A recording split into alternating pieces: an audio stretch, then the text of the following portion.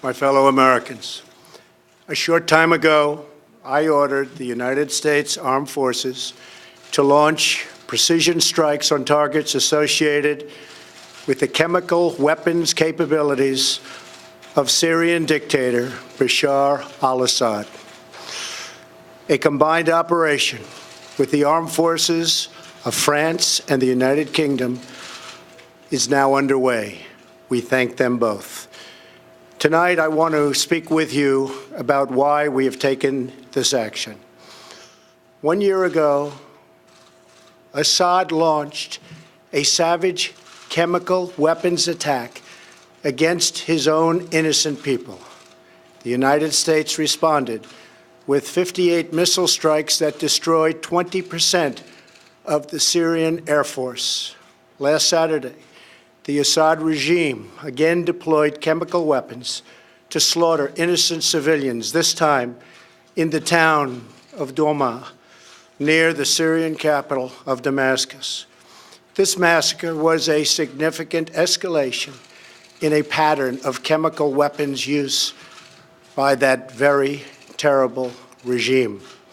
The evil and the despicable attack left mothers and fathers, infants and children thrashing in pain and gasping for air. These are not the actions of a man. They are crimes of a monster instead.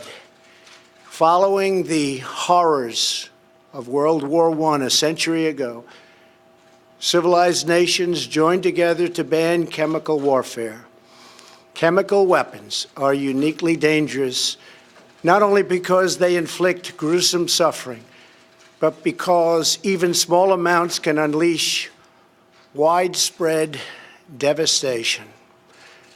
The purpose of our actions tonight is to establish a strong deterrent against the production, spread, and use of chemical weapons. Establishing this deterrent is a vital national security interest of the United States. The combined American, British, and French response to these atrocities will integrate all instruments of our national power, military, economic, and diplomatic.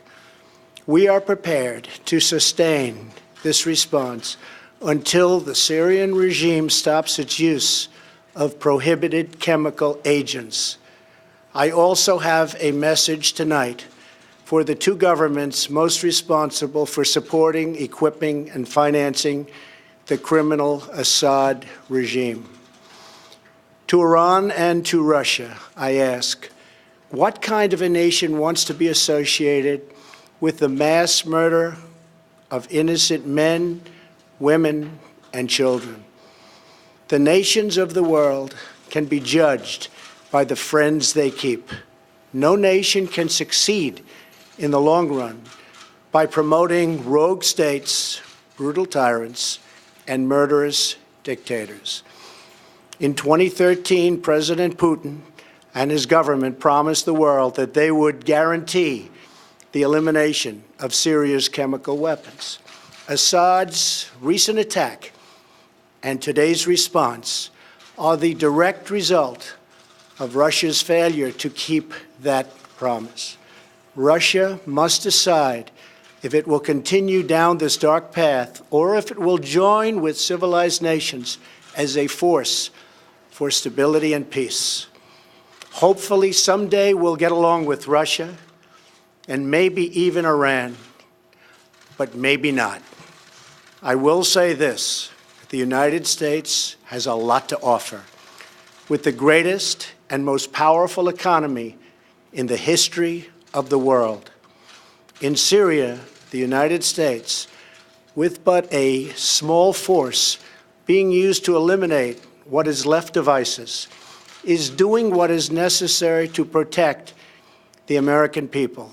Over the last year, nearly 100% of the territory once controlled by the so-called ISIS Caliphate in Syria and Iraq has been liberated and eliminated. The United States has also rebuilt our friendships across the Middle East. we have asked our partners to take greater responsibility for securing their home region, including contributing large amounts of money for the resources, equipment, and all of the anti-ISIS effort.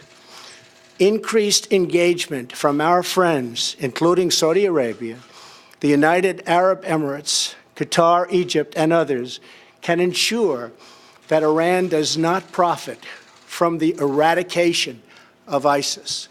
America does not seek an indefinite presence in Syria under no circumstances.